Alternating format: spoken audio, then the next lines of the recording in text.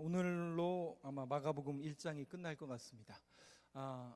지난주에는 예수님께서 많은 인기를 얻으셔서 많은 청중들과 많은 사람들이 예수님을 따라다녔지만 주님은 무리가 있는 곳에 가시지 않고 한적한 곳으로 가셔서 어둠을 주목하며 광야에서 기도하셨던, 광야의 시간을 가지셨던 예수님의 모습을 함께 보았습니다. 그러나 많은 이들은 자신들의 욕망, 자신들의 필요, 또 자신들의 욕심을 채우기 위하여 예수님께 나아갔던 모습을 보고 있습니다. 그때 모든 자신들의 필요를 쫓아서 나아왔던 사람 가운데 특별히 오늘 여러분들과 함께 주목할 한 사람은 바로 나병 환자인데요. 40절 말씀을 한번 보여주시죠. PPT로 보여주시죠. 40절에 보니까 한 나병 환자가 예수께 와서 꿇어 엎드려 간구하여 이르되 원하시면 저를 깨끗하게 하실 수 있나이다.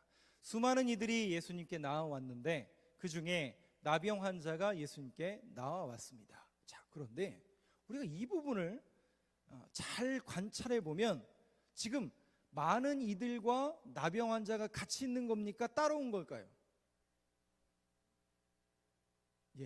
우리가 성경을 잘 관찰하면 이런 재밌는 부분들이 있습니다. 그렇죠? 우리가 기본적인 상식으로 나병 환자와 무리가 같이 있을 수가 없는 게 상식이 아닐까 우리가 이렇게 여겨지는데, 그렇다면 우리 성경에서 나병은 어떤 모습으로 등장하는가? 보통 우리가 지금은 나병이라고 성경은 번역하고 있지만 예전 성경은 문둥병, 또 한센병 이렇게로도 불리우는 병이었죠.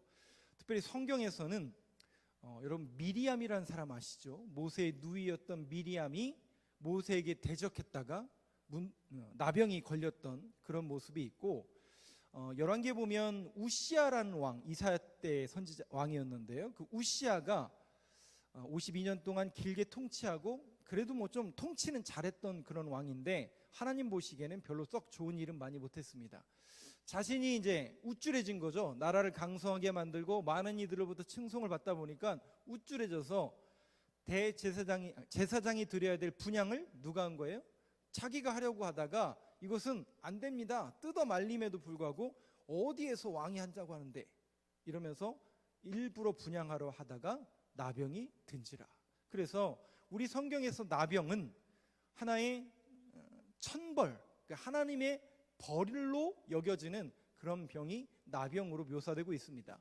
또한 나병은 그 당시에 영적인 의미로서 여지없이 죄인이고 어찌 보면 구원받지 못할 하나의 죄인의 이미지를 보여주는 모습이 나병이다라고 보여지는데, 자, 오늘 이 나병 걸린 나병 환자가 예수님께 나아옵니다. 이 나아오는 모습을 40절 말씀을 한 두 부분이 의아한 부분이 저는 있었어요. 과연 무리가 많이 있었는데 그 무리 중에 어떻게 나병 환자가 있을 수 있을까? 이 부분을 먼저 한번 보도록 할 텐데요. 레위기 13장을 한번 열어주시죠. 9절과 10절 말씀인데 한번 같이 읽겠습니다. 시작. 사람에게 나병이 들었거든 그를 제사장에게로 데려갈 것이요 제사장은 진찰할지니 피부에 흰 점이 돋고 털이 휘어지고 거기 생살이 생겼으면. 성경에 보니까 나병은 제사장에게 가는 겁니까? 의사에게 가는 겁니까? 물론 그 시대에는 의사라는 직책이 불분명했으니까 제사장에게 갔겠지라고 생각하기 쉽지만 나병은 어떤 병이었다고요? 영적으로 여지없이 죄인의 모습, 구원받지 못할 죄인의 아이콘과 같은 그런 모습이었기 때문에 누구에게 가는 거냐면 제사장에게 가는 겁니다. 그 제사장에게 데려가서 진찰을 받고 피부에 흰 점이 돋고 털이 휘어지고 거기 생살이 생겼으면 나병이구나 라고 판정을 받으면 11절 보여주시죠. 이는 그의 피부에 오랜 나병이라 제사장이 부정하다 할 것이요. 그러니까 제사장이 판정을 내리는 겁니다. 너는 부정한 나병 환자다. 부정하다. 그가 이미 부정하였은즉 이미 부정이 됐으니까 가두어 두지는 않을 것이며 라고 나왔어요. 그러니까 격리하는 거예요? 격리하지 않는 거예요?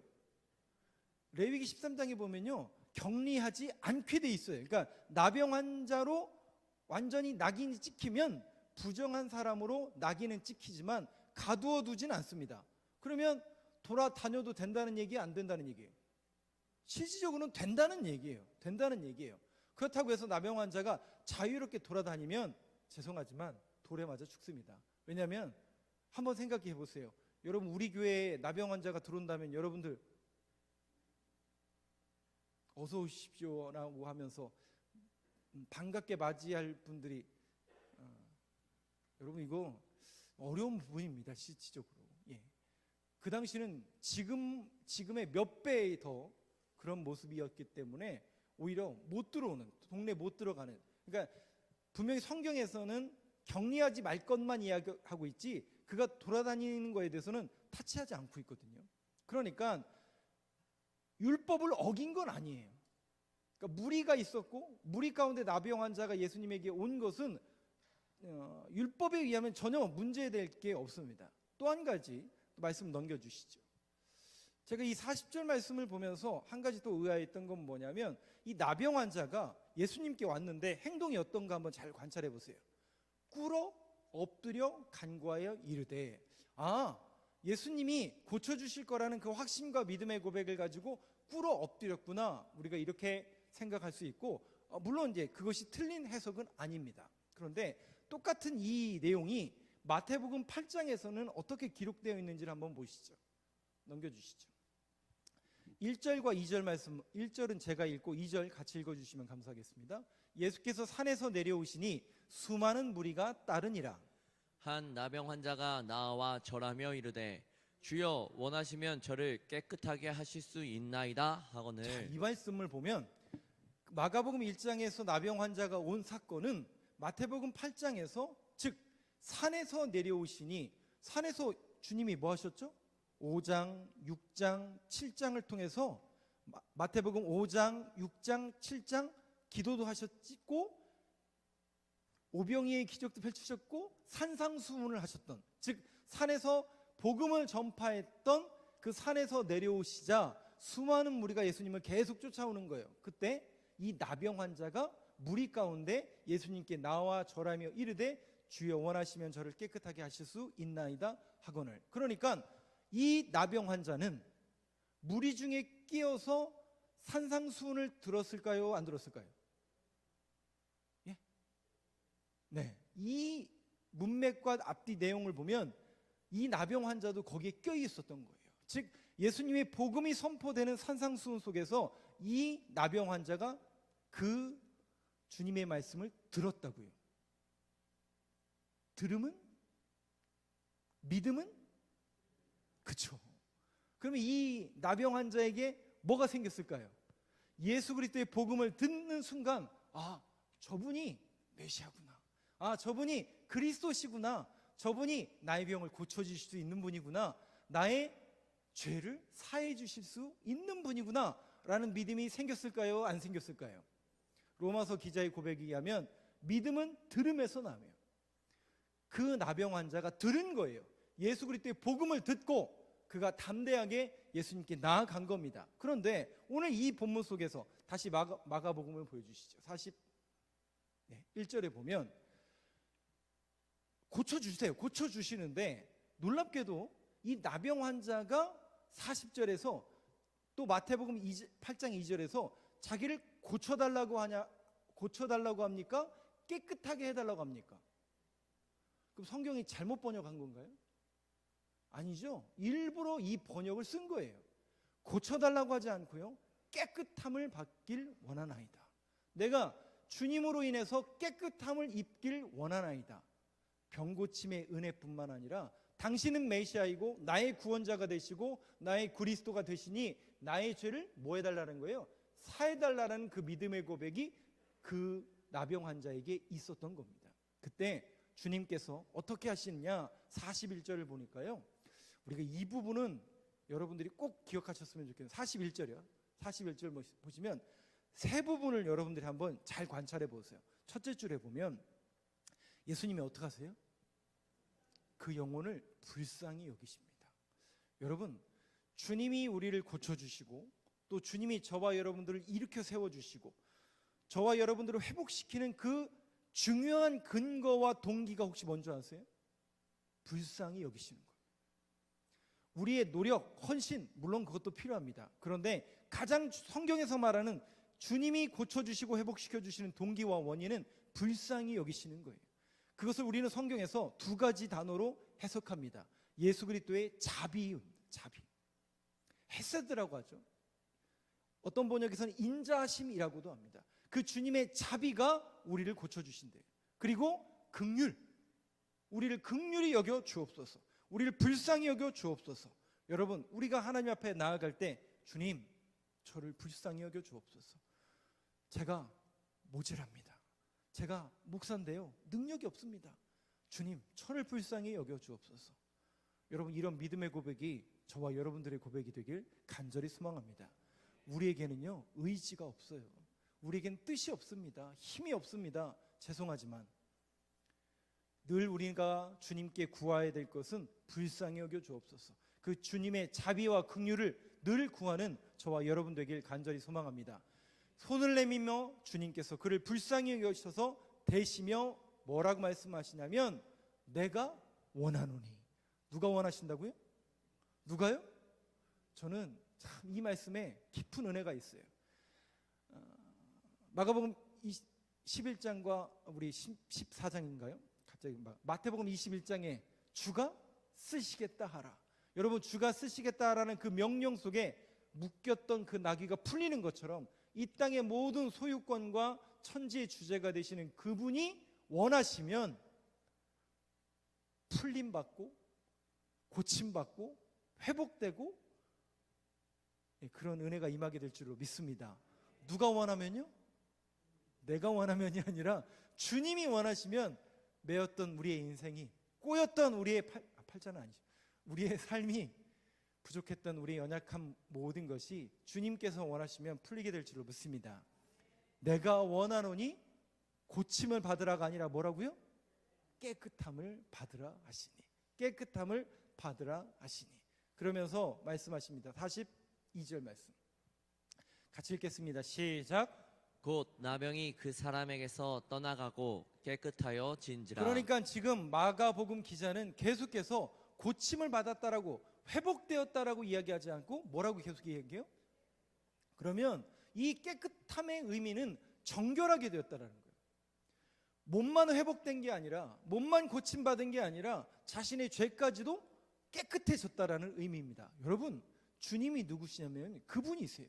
우리의 구원자시고 우리의 죄를 대속하시고 우리의 죄를 사하실 수 있는 그분은 예수 그리스도밖에 없는 줄로 믿습니다. 그 믿음의 고백으로 깨끗하여 진지라, 이 고백을 지금 나병 환자가 계속하고 있는 겁니다. 그때 이제 오늘 말씀의 이제 결론이 어느 곳을 향해서 갔느냐 넘겨주시죠. 44절 말씀 한번 같이 읽겠습니다. 시작. 이르시되 삼가 아무에게 아무 말도 하지 말고 가서 내 몸을 제사장에게 보이고 내가 깨끗하게 되었으니 모세가 명한 것을 드려 그들에게 입증하라 하셨더라. 주님이 네가 깨끗해졌으니까 깨끗한 몸을 누구에게 가요? 제사장에게 보이고 그들에게 입증하라 하셨더라. 자, 레위기에 요 입증하는 그 퍼포먼스, 그 행위가 나타나는데요, 그 모습을 한번 보도록 하겠습니다. 넘겨주시죠. 레위기 14장 2절부터 7절까지 말씀을 한번 보도록 할 텐데, 먼저 2절 3절 말씀 한번 저하고 교독을 한번 하겠습니다. 2절 읽어주시고 3절 읽어주시면 감사하겠습니다. 나병 환자가 정결하게 되는 날의 규례는 이러하니 곧 그 사람을 제사장에게로 데려갈 것이요, 제사장은 진영에서 나가 진찰할지니 그 환자에게 있던 나병 환부가 나았으면. 네, 아까 44절에 주님이 네 몸을 제사장에게 보여서 증명하라. 그래서 나병 환자가 정결하게 되어서 지금 레위기에 있는 말씀대로 제사장에게 간 거예요. 넘겨주시죠. 4절은 제가 읽겠습니다. 제사장은 그 정결함을 받은 자를 위하여 명령하여 살아있는 정결한 새 2마리와 백향목과 홍색실과 우슬초를 가져오게 하고, 제사장은 또 명령하여 그 새 하나는 흐르는 물 위 질그릇 안에서 잡게 하고. 자, 그냥 가는 게 아니라 뭘 갖고 가요? 새 2마리와 백향목과 홍색실과 우슬초. 중요한 것은 재물을 가져갑니다. 그 재물이 새 2마리인데 그 새 두 마리를 가져가서 제사장이 어떻게 명령하느냐?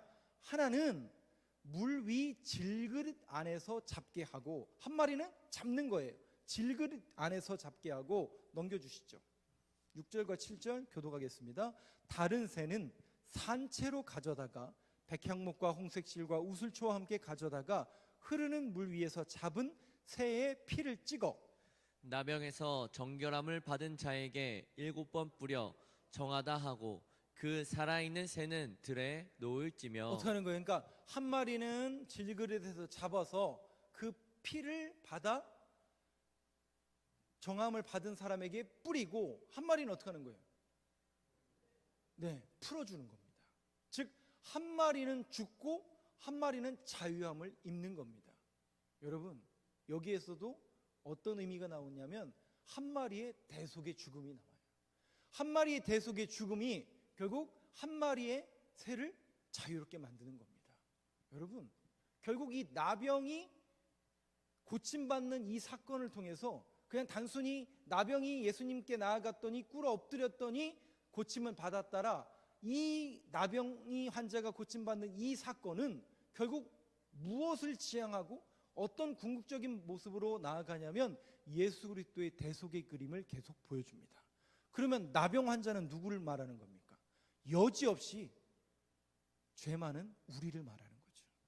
그 여지없이 죄 많은 우리가 우리의 대속의 은혜가 되시는 예수 그리스도를 만나고 그분의 십자가의 보혈을 의지하여 나아갔더니 그분으로 인하여, 그분의 죽음으로 인하여 우리가 자유로움을 얻게 되었다는 겁니다. 이 말씀이 시편에서는 또 어떻게 기록되어 있는지 한번 보시죠. 넘겨주시죠.